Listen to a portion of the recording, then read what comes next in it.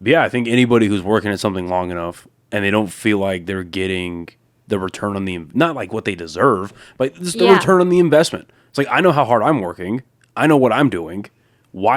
Fuck everybody else. Where's the return on this? Yeah. Right? So I get that. So part of you probably does want to be like, hey, what the fuck? Yeah. When's the magic claw going to come down? I think the problem is I worked so hard. Like, I really gave up everything. I've slowed down a little bit, not in work ethic. I've just allowed more life to happen. But it's like, man, even now, it's like I work so much and I'm like, for such a small return.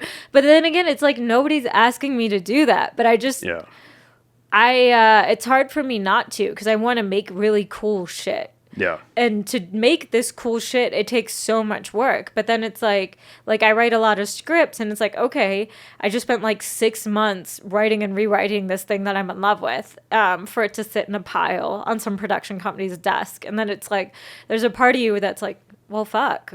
You know what I mean? So I wonder, and obviously I'm not asking this for you to like speak bad about your management or anything like that, but I wonder like, so the process of getting a manager, how do you select management? How do you select your, I guess the team you work with or something like that? And what role, because I think it's something a lot of people don't really know, including myself. What role does management play in not only just exposure, but like you getting like different writing gigs, getting like something like a special sold? Like what is their expected role in that? Expected role would be they send you like, oh, this show is hiring. Here's a submission form. Or like they would shop out your sample script. So like you have a script you wrote that's really solid, and then they would send it to different companies or networks, try to set generals with you. Now, a lot of people in every industry don't do their job.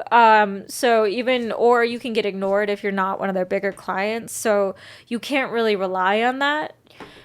So you also have to kind of be doing it yourself the entire time, or at least that's been everything I've heard from everyone. Yeah. You know what I mean? No matter at what level, you also aggressively have to be setting up your own shit. Even if you have a really good manager or agent, there's only so much they can do. And sometimes you think you have a good manager or agent, and then you find out you don't. And they haven't really been doing what they're supposed to be doing. And it's like, are you willing to take that chance? It's a balance. It's a dance. It's like, who knows? And then sometimes I'm like, man, these people have done nothing.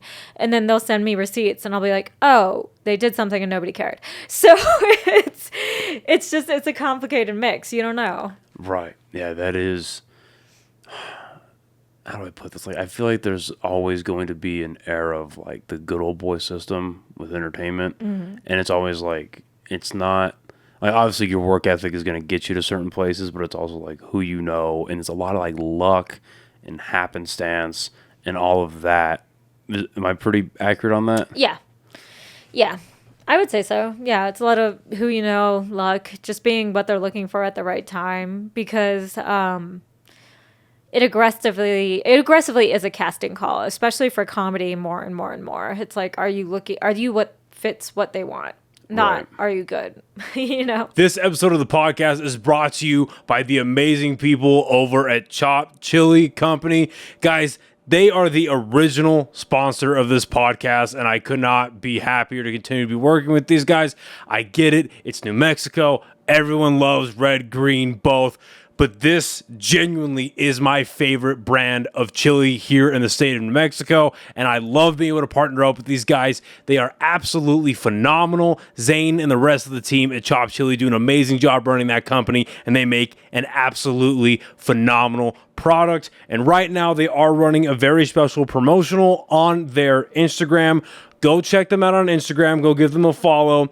And as they post pictures with the hashtag Where's My Chili Challenge, if you can guess where in New Mexico that picture was taken, you can win not only free red or green chili, but also a free custom t-shirt directly from the company themselves. Again, go check them out on Instagram, give them a follow, check out their hashtag Where's My Chili Challenge. Win yourself some free chili, win yourself some free shirts. They are also available in Smith's, Albertsons, Sprouts, and a ton of other grocery stores in the state of New Mexico as well as El Paso, and they are expanding out to West Texas. Again, thank you so much to Zane and the rest of his amazing team over at Chop Chili. Back to the episode.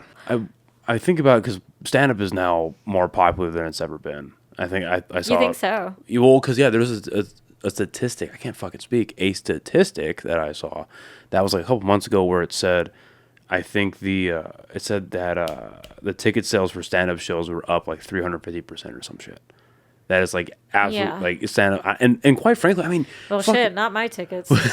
Well, I mean, you look at something like fucking Kill Tony. Mm-hmm. It's at the end of the day, like obviously it's more of a stand-up show than it is a podcast, but it's a podcast that's accessed for free, and they just sold out Madison Square Garden twice. Mm-hmm. You know what I mean? Like there is something there, and because it's one thing to say like, oh, like they're at a theater or they're at a club doing like a comedy club or a theater that loves comedy.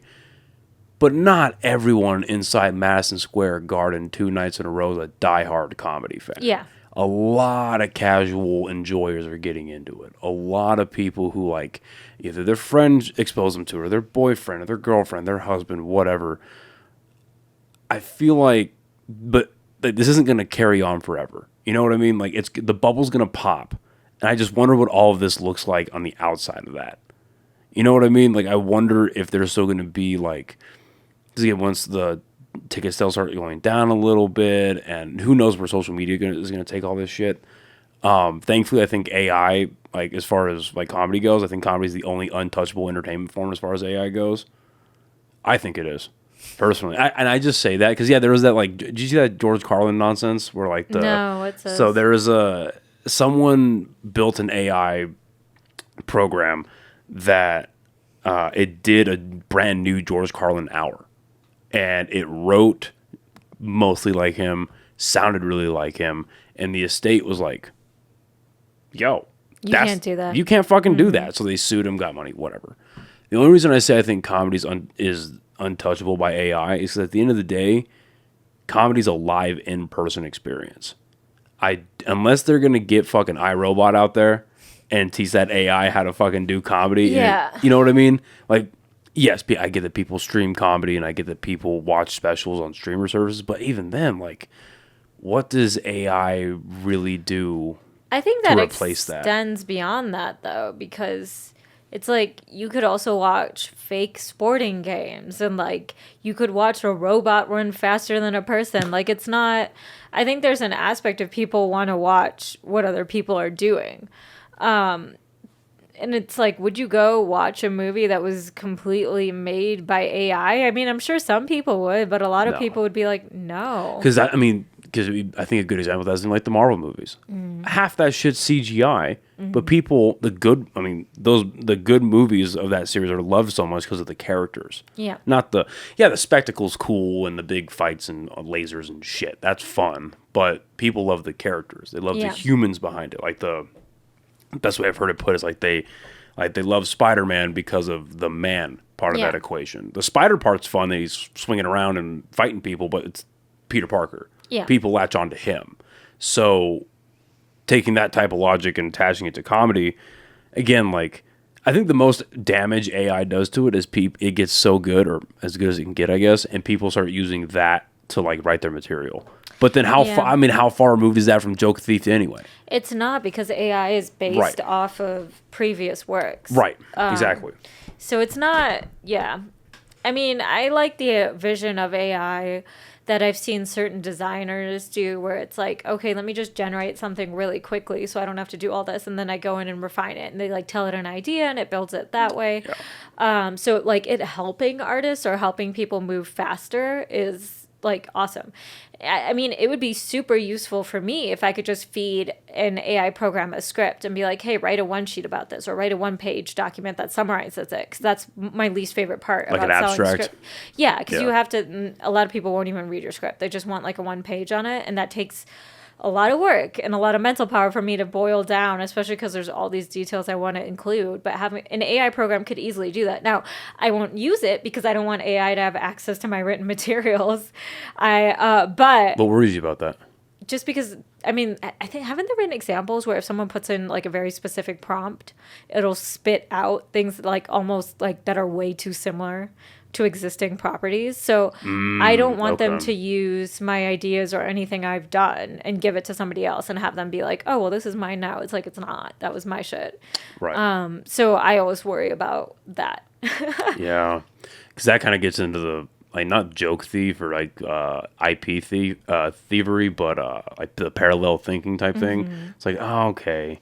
Did you really think about this on your own, or did you use this, or did you just take this fucking concept and tweak it and just unpackage it differently, which is so fucking annoying. I've been seeing that. I don't mean to go on a tangent, but I've been seeing that a lot lately at live comedy shows the last 2 weeks or so, where people are taking, I'm not going to name any names, but people are taking ideas that either I've seen on like viral like reels or whatever, or very famous comedians' bits. This is nothing new, but they take their premise and unpackage it a little differently to call it their own. And I'm just sitting in the back of the club like, that's not great. That's Shane Gillis. Right. Or like, I saw that on a podcast reel. That's Andrew Schultz.